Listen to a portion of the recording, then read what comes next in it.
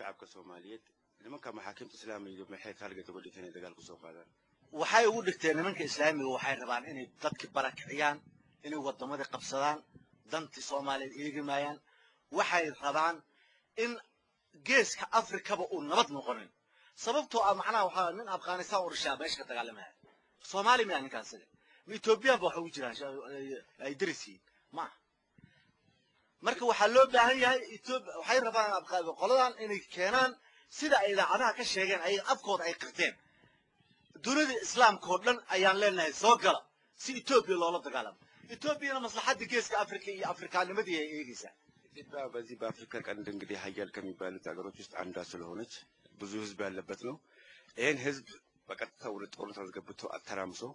ምስራቅ አፍሪካ እንግዲህ ኢትዮጵያ ከተበጠበጠች ምስራቅ አፍሪካ ተበጠበጠች ማለት ነው ትልቁ ስትራቴጂያቸው ያ ነው ብዙ በ80 እስከ 70 እስከ 80 ሚሊዮን ህዝብ ያለበት ነው ይሄ ህዝብ ተተራመሰ ማለት ምስራቅ አፍሪካ ተተራመሰች ማለት ነው ትልቁ ስትራቴጂያቸውና ዋናው ኢትዮጵያ ላይ ፎከስ አደረጉት ይሄን ነው dibka jiray oo jiray Soomaaliya ka jiray dawladda la dagaalantay oo dhibaatada inay Soomaaliya ka baxdo ugu tala gashay waxay ahayd Ethiopia waana lambarka koobaad maskaxda iyo xasuusta dambaana qori doonta adduunyada waana la ogaan doonaa taas sababtoo ah macnaha waxa weey inta shir oo qabatay Ethiopia waa daris in maaragtay inta shir oo qabatay ku dadaashay Soomaaliya inay dawlad yeelato macad ma xisaabo ኢትዮጵያ እንግዲህ ለዚህ ለሶማሊያ ህዝብ ሰላም እንዲመጣ የተለያዩ ጥረቶችን አድርጋለች ያ ደግሞ ትልቁ ያለፈው 16 ዓመታት ኢትዮጵያ ስለሆነ ትልቁ ሚና ሲጫወት ነበር በሶማሊያ መንግስት እንዲቋቋም ሰላም እንዲረጋጋ እነዚህ ደግሞ እስላማዊ ኮርት ከኛ ጋር ሊቀናቀኑ የሚችሉ የኛ እስላማዊ ፈንዳሜንታሊስትነትም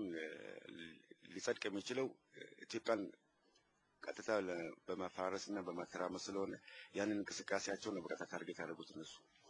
aniga daris baan la ahay Ethiopia oo geeska macnaha waxaan deganahay gobolka Gedo aniga misaale Ethiopia ga gurbatina aleen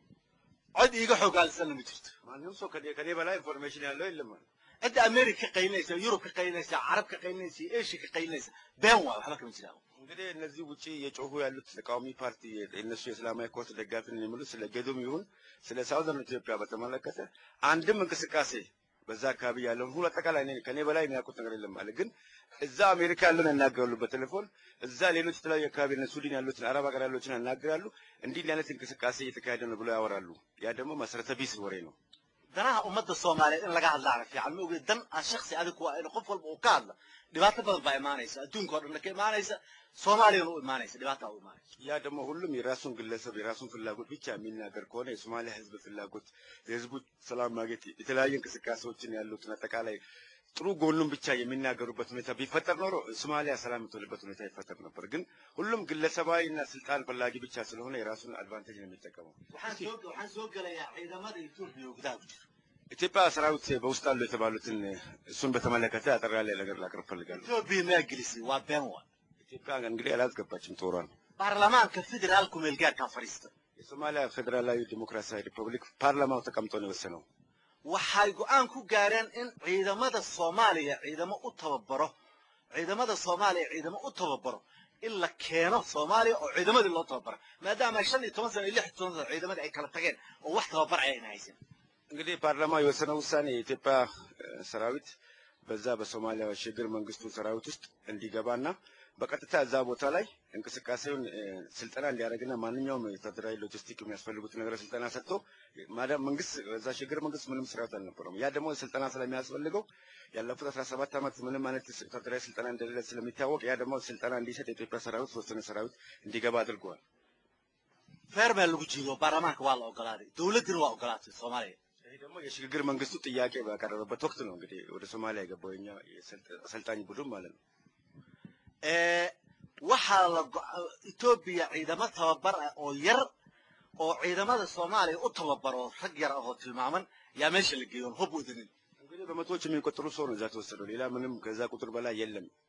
ሳውዘርን ኢትዮጵያ ደግሞ እኛ የተወለድኩበት ቦታ ስለሆነ እዛ ቦታ ላይ አንድም ሰራዊት እንደሌለ እኔ አሁንም ላረጋግጥላችሁ ወዳለሁ ነው hubna mageyna Ethiopia meesha ኢትዮጵያ ለሶማሊያ ህዝብ በአሁኑ ሰዓት ላይ ወደ ጦርነት እንዲገባ አንድም መሳሪያ ሽግግር መንግስቱ እዛ ነው ያለው አንድም መሳሪያ አልሰጠውም sababta marka Ethiopia lagu eedeynaa idin taabanaya ኢትዮጵያ ለምንድን ነው በአሁኑ ሰዓት ላይ ወንጀለኛ የሚያደርጉት እስላማዊ ኮርቱ በትንሹ ብሪፍ ልስጣችሁ ነው oo qolada wadaadada ay ku eedeynayaan marka idin እስላማዊ ኮርቱ ያውንን በተመለከተ የሚናገርበት ምክንያት sababta loo tababaraya ciidamadii Soomaaliyeed waa maxay ለምንድን ነው ሽግግር መንግስቱ ተደርም ታሰለጥኑት ነው ትልቁ ጥያቄ inta ay ku eedeynayaan intaas weey ኢትዮጵያን እንግዲህ ኢትዮጵያ ታርጌት የሚያደርጉበትም አንዱ ምክንያት ያንን ነው ኢትዮጵያ oo tababaraysa ኢትዮጵያ tababarkeeda oo baaragtay haday tababarto ciidamadaas lama qaban karo saalaaliga ኢትዮጵያ yabin loo imaaninba sideedaba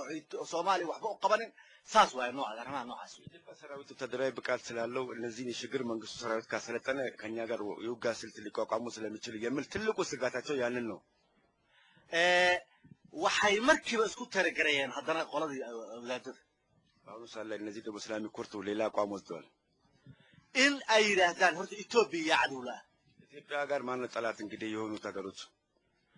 waxa ugu dhow qoladan Eritrea maaragtay hadda ay isdagaalkii dhamaysteen ኢትዮጵያ ጋር ቅራኔ ያለው ሀገር ጎረቤት ሀገር ቢባል ኤሪትሪያ ናት ያለችው እነዚህ ጋር ግንኙነት መፍጠር ጀመሩ እኔ በሐሚ መስተጋሩ ሪሌሽን ላይ ለሰማያን ሄደው እዛ ቦታ ላይ ያው ግንኙነት ፈጠሩ ከኤርትራዎች ጋር ወደ እንትን እናሳጥረውና አሁን ካርንት ይወዳለው ነው هذا قوامل هذا كيسو سارتين ايغ تبدا ايش ارما كو سارتين አሁን ምንድነው ያለው እዛ አክራሪው አደገኛ ባህሪ ምንድነው وحيالها محاكمه اسلاميه قتلتك ويه قوانه سو سارتي iyo wixii dhibaatooyin ku soo wada foodada waxaana soo saaran in ku dhawaaqay tadabasho arimaas in wax brief naga siisan rabnaa buu yiri arimaas iyaga horta 7 maalmood Ethiopia in meesha ugu baxdo waa yiraahdeen sababta kan Ethiopia la ka tuta Soomaaliya gizaad min la qarabut Ethiopia horta meesha ma ku jirtaa waa Ethiopia allo wayza Ethiopia sarata zaala wayno tilku tiyaaqay meesha Eritrea iyo waxa ku jira Afghanistan iyo ma garanaysaa qolada argagixisada baalki ay ku jira እዛ ቦታ ላይ ያሉት እንግዲህ ታወቀ ነው ኤርትራ ሰራዊት አለ ከአፍጋኒስታን የመጡ አሉ ከፓኪስታን የመጡ የተለያዩ ህዝቡላ የመጡ ሰዎች አሉ ይሄ በግልጽ የሚታወቅ ነው ኢራቆች አሉ ሁሉ ወደ ይችላል ወግና እዛ ቦታ ላይ ይሄ በግልጽ የምናየው የነበረ ነገር ነው maahan annaga sidii Ethiopia ምን ኢትዮጵያዎች አይደለም waan ogna meesha ay kala joogaan iyo waxa soo dhan iyo dadka inta tiradooda leeyihiin kullu waa ogna አጠቃላይ እዛ ያለውን በቁጥርና ቃል አንድ ባንድ ምን ለማን እንደሆኑ ይታወቃል በደንብ በግልጽ የሚታወቅ ነገር ከማን የተደበቀ አይደለም cadowga waxa sameeynaayna waa Eritrea oo dabada ka wada dhibka jiro in maanta maaragtay ay u horseedo Soomaaliya inay dawlad ka dhan sababta qoos gareysay waa idin sheegaya koow marka u horeysa male Eritrea dekad bay leedahay Djibouti dekad bay leedahay Soomaaliya dekad bay leedahay maadaama saddexdooda ay dekad leedahay waxa way Djibouti marabta in Soomaaliya dekadeeda ay isticmaasho Ethiopia Eritrea marabta Soomaaliya inay nabad noqoto oo dekad Soomaaliya ay isticmaalaan Ethiopia ay isticmaalaan marhaba እዚህ ላይ ትልቁ ምስር ምንድነው የሶማሊያ ወደቦች በጣም ቁጥር ከፍተኛ ስለሆነ ጅቡቲም ቢሆን ኢትዮጵያ የሶማሊያ ወደብ ልትጠቀም አትፈልግም ኤርትራም ቢሆን ወደባ ኢትዮጵያ ስለማትገለገል ቅራኔ ስላለ በመሃላቸው ያንን ወደብ እንዳትጠቀም ነው ሶማሊያ ውስጥ ገብታ ኢትዮጵያና ሶማሌዎችን የምታናቁረው ትልቁ ስትራቴጂያቸው ያ ነው